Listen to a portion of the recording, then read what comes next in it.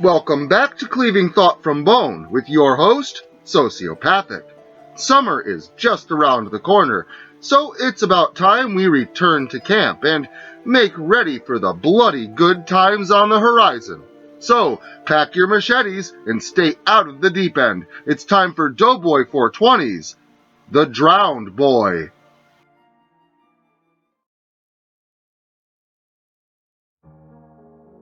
My name is Todd Jacobs. I am 16 years old. I live in a small town in northern Pennsylvania. It all started about a week or two ago when my friend Jimmy Rude and I got invited to hang out with some older kids in the next grade up, Eric and Derek. The Walters twins were 17, a year older than Jimmy and I. They had been friends of ours since we were all kids, so it was nothing new, a normal day. There was another guy in our group, Johnny Marsh, who had dropped out of school the previous year.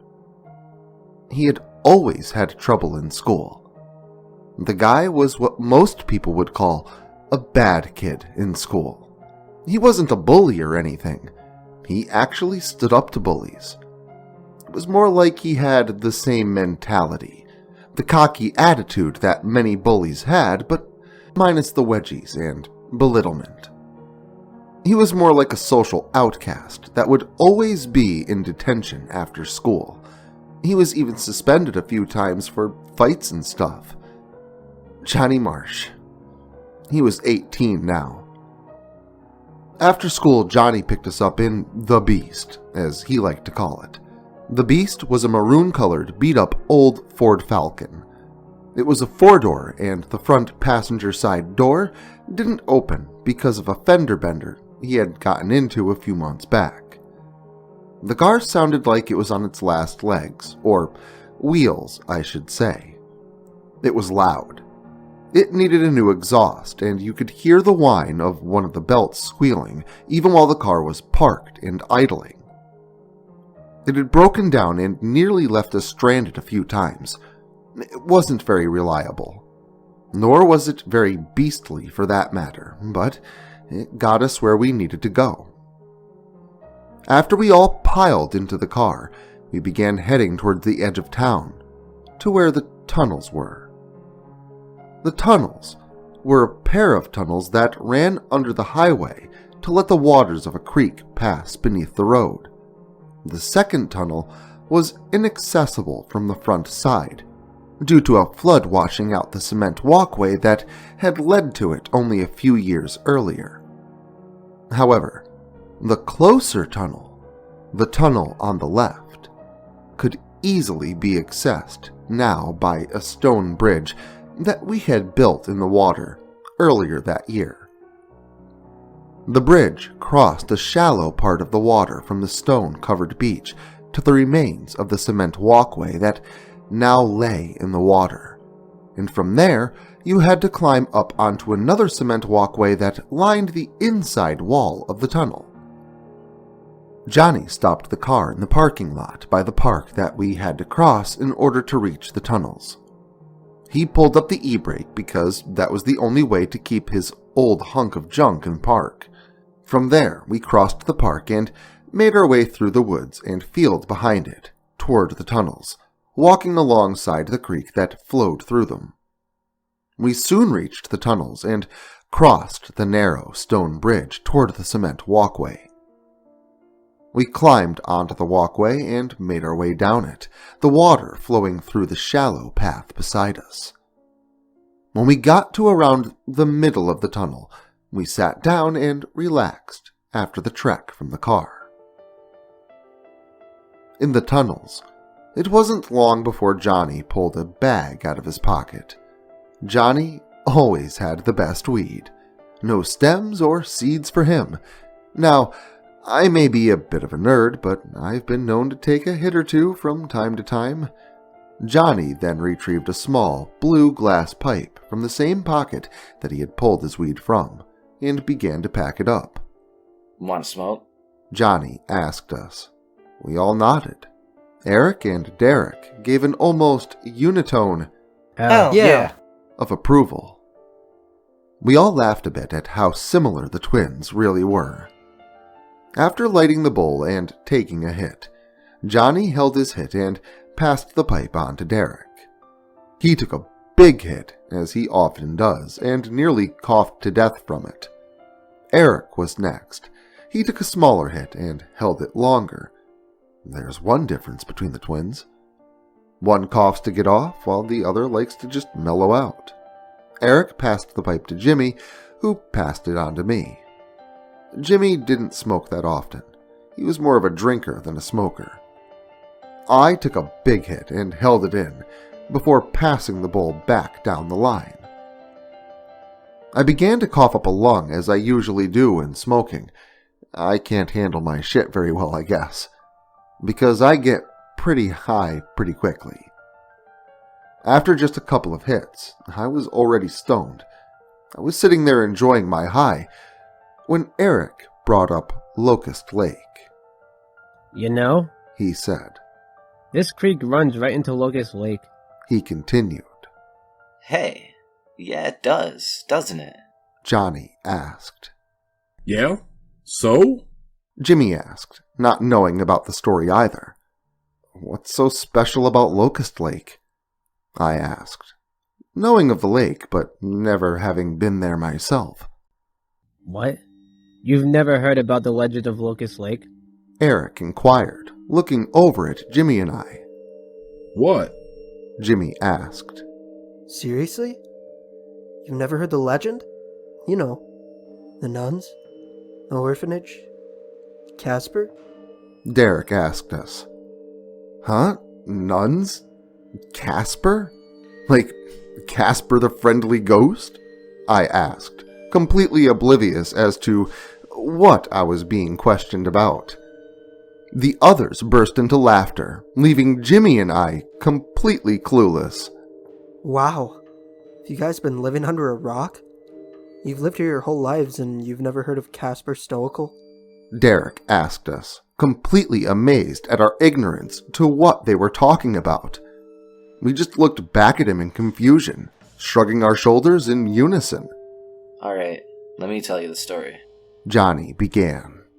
A long time ago, I think it was back in the 20s or 30s, there was an orphanage that stood near Locust Lake. They had over a dozen kids there, and it was run by a few nuns. One day, the head nun, Catherine Stoical, was awakened by the sound of crying. The sound of a baby wailing outside in the cold. Someone had left a baby on the doorstep of the orphanage. They abandoned him to be raised there by the nuns. The baby was deformed. His head was swollen and misshapen. It appeared to have tumors strewn about it, and he also had a wide hair lip, connecting his right nostril to his mouth, leaving him with nearly no upper lip. He was left with only a note, a piece of paper that said only one word: Casper. So that's what the nun named the boy, giving him her own last name. Casper grew into a child. He was gifted with artistic talent, but he was lacking in the social department. Kinda like you, Todd. Johnny joked, getting a laugh out of the group before continuing. The other kids at the orphanage always made fun of him for the way he looked, and he would lash out at them for it. And the nuns, being how nuns at the time were, they seen this as the devil's work, and would often punish poor Casper more than the other kids. They would beat him, trying to whip the devil out of the boy. They thought he was possessed, but he was just a kid. One day, though, they took it too far. Casper had been painting when another boy swiped the paintbrush from his hand and began painting red all over Casper's face. So he did the first thing he could think of. Casper popped the kid in the nose, making his face as red as Casper's was. Red with blood. Catherine was outraged by this and decided to baptize the demons out of Casper. Surely the healing waters of the lake will help this boy, she thought, as she grasped his hand and pulled him toward the lake. He screamed and pleaded with her, pulling against her and voicing his anger with grunts and growls. He wasn't possessed. He wasn't evil. He was handicapped. Catherine Stoical pushed poor Casper onto the ground and began submerging him into the water, praying over him as she tried to release him from the evil of the devil. Casper fought against her. He needed air. He kicked and clawed at her, surfacing and gasping for air when he could, but after about 30 seconds, he stopped moving. He stopped fighting her. She released the boy. She was horrified by what she had done. The only mother figure Casper had ever known had killed him, and instead of facing the consequences like a woman of God should have, she hid his body. She pushed him into a boat, tied rocks around his legs, and rolled him over the side. He sank to the bottom, and she told everyone at the orphanage that he had just run away. But that's just where the story ends, and the legend begins. Just days after the disappearance of Casper, other children started to turn up missing. Rumors of animals and a kidnapper were thrown about in town, but no one was ever found.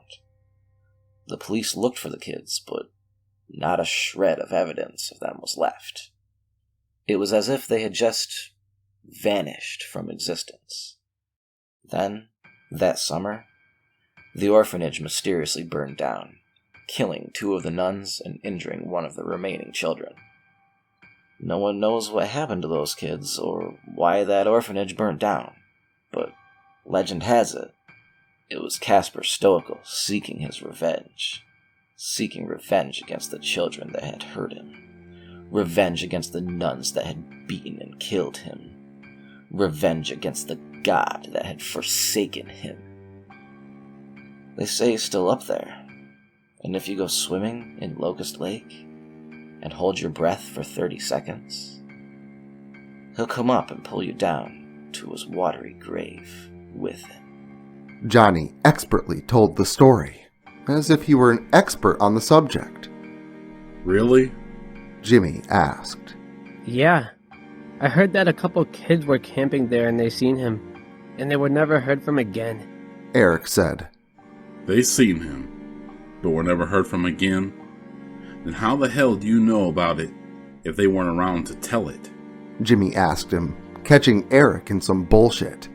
I heard it from my cousin, who heard it from his friend. Eric said. I heard it from my cousin, who heard it from this guy, who heard it from his friends, brothers, bosses, uncle, I said, bringing a laugh out of the rest of the group. There's no way that happened, Jimmy said. No, really, it did. Johnny said. You've never heard the rhyme? He further questioned. What rhyme? I asked. How many seconds can you take holding your breath at Locust Lake? 5. The orphan boy is at the bottom. 10. He's dead and rotten. 15. He's creeping up. 20. You're out of luck. 25. Right beneath your feet. 30. Pull you down beneath. Johnny finished. It really happened. Heard about this kid that did it and Casper pulled him under. Derek added. Another cousin's, friend's, sister's, boss's, uncle's, kid's babysitter told me thing? I asked. Nah, dude. It was in the paper a few years ago. A kid really drowned there. Derek continued. There's no way he was drowned by the ghost of a kid that's been dead for almost 100 years, I said. Ghosts aren't real, I finished. Oh, yeah? Well, if you're so sure, then why don't you do it? Eric asked. Yeah! Let's go see if Casper Stoical really is real. Derek added. Why don't you guys do it? I asked them. Nope. We dared you to do it first. Eric said. All right, let's go, I said, wanting to sound brave. I didn't really believe in ghosts, but for some reason, I still had some reservations about doing it. But now, I had to do it. We left the tunnels and walked back to the car. We all piled in. Johnny drove. Eric rode shotgun. Derek was to my left, and Eric was to my right. They left me riding on the bump in the middle of the back seat. Johnny drove the car down the road, and beside the road was the stream that flowed through the tunnels, the stream that fed into Locust Lake. The stream curved off, away from the road, as we passed into a forested area. We turned off the main road and onto a dirt road. It was a bit rough, and I guessed that it was probably hell in the wintertime. I hadn't been to this part of town before. After all the years of living here, I never knew this place existed. We followed the road as it bent and wound around, going deeper into the forest. The road soon opened up to a small lake, surrounded on one side by cabins.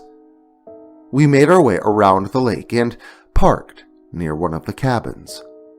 The cabin to our right, and a dock upon the lake to our left. Here we are, ladies, Johnny said, while looking back at Jimmy and I from the front seat before exiting the car. The rest of us followed and climbed out of his piece of junk car. It was starting to get dark now. The sun was just starting to go down. On the other side of the lake, you could see a beautiful array of colors.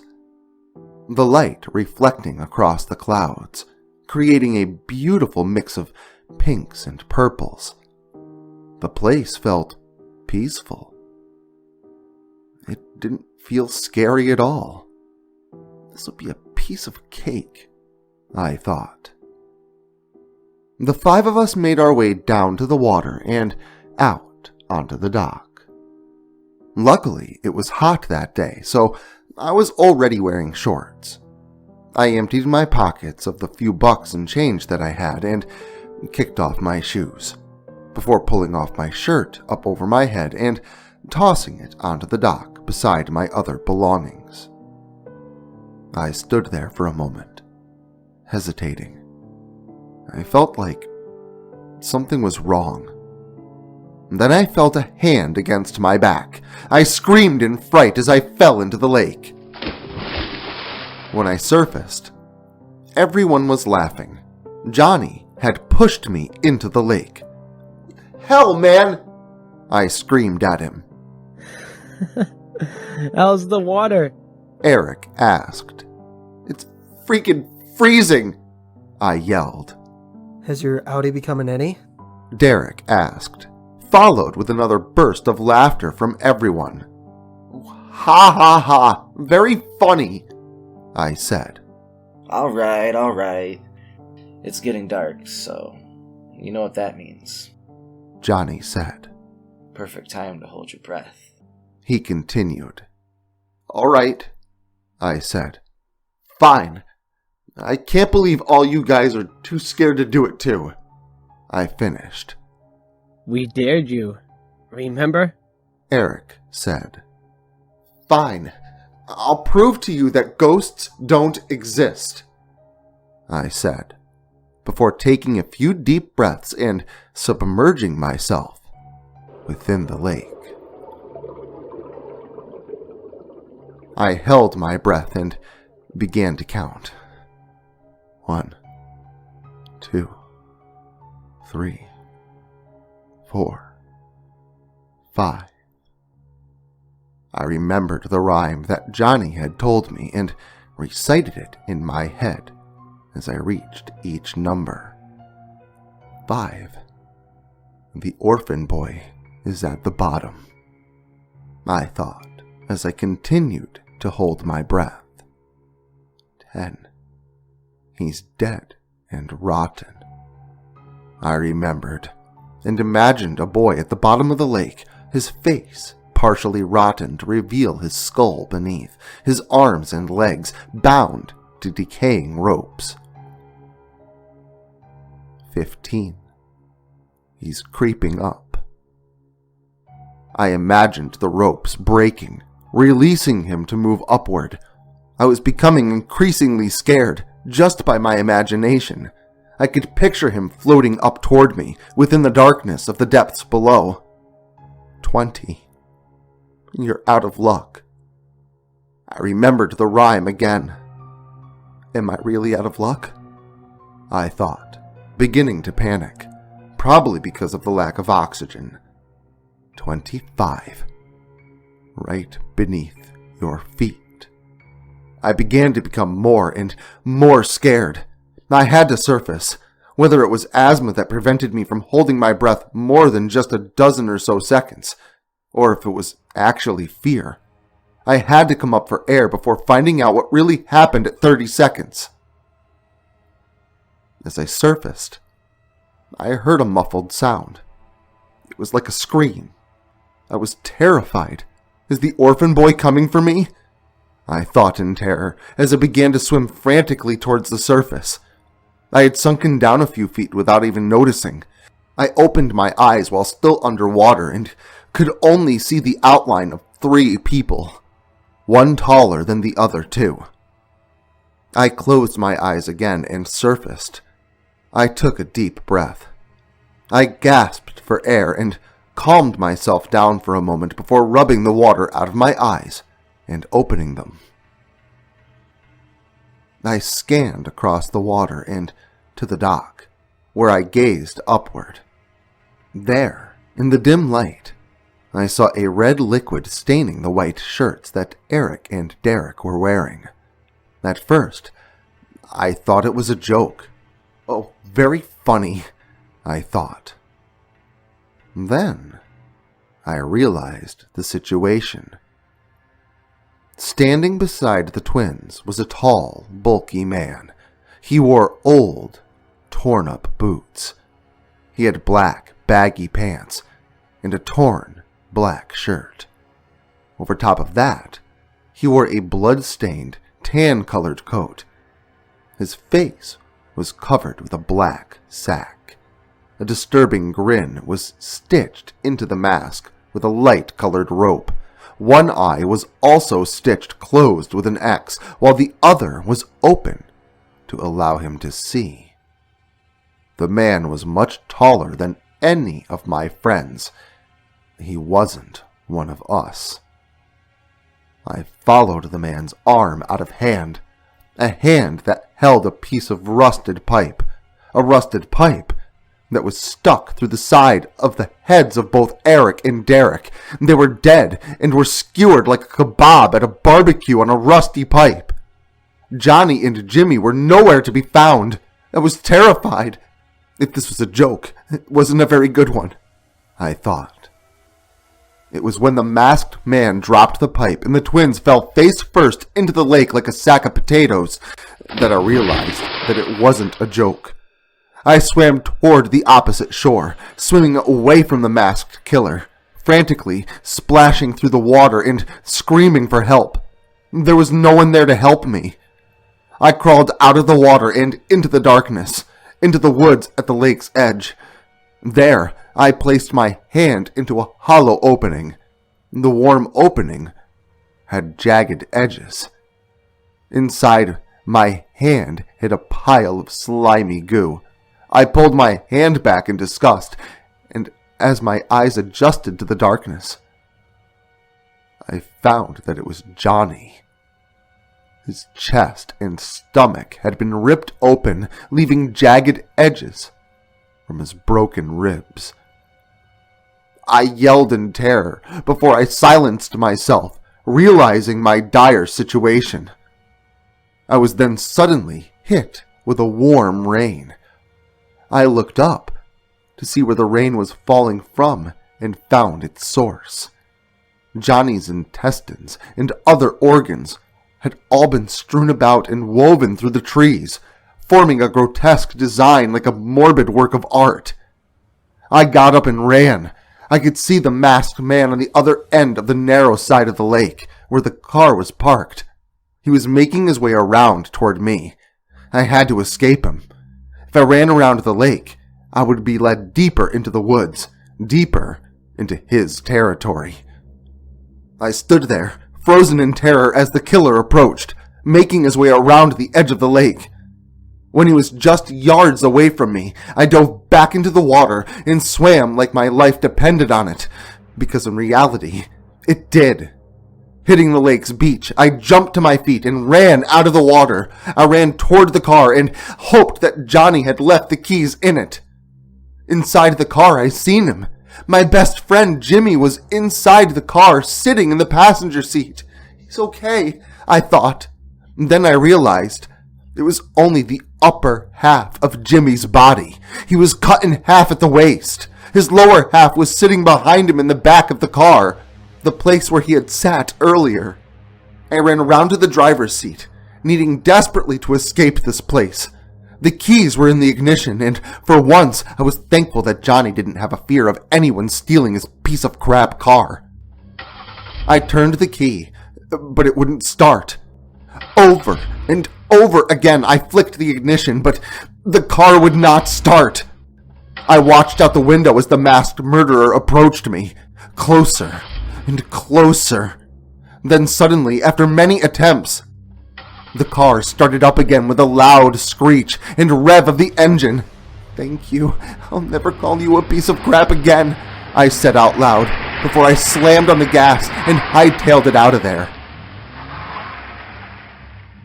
The rest is history, I said to the police, finishing up my story of what had just happened while it was fresh in my memory. The two police just looked at each other. They didn't look shocked. They looked at each other like this had happened before. They looked at each other like they believed me. They knew that Casper Stoical was real. Just when you thought it was safe to return back to camp. Well, now that I think about it, I don't think there's ever been a safe time to go camping. Well, it hasn't ever stopped me before, or the supernatural dwellers who live there for that matter. But don't dwell in the past for too long. Make sure to wade your way back into the blood pool next weekend. So remember, like, share, subscribe, and turn on notifications so I can catch you all next Saturday.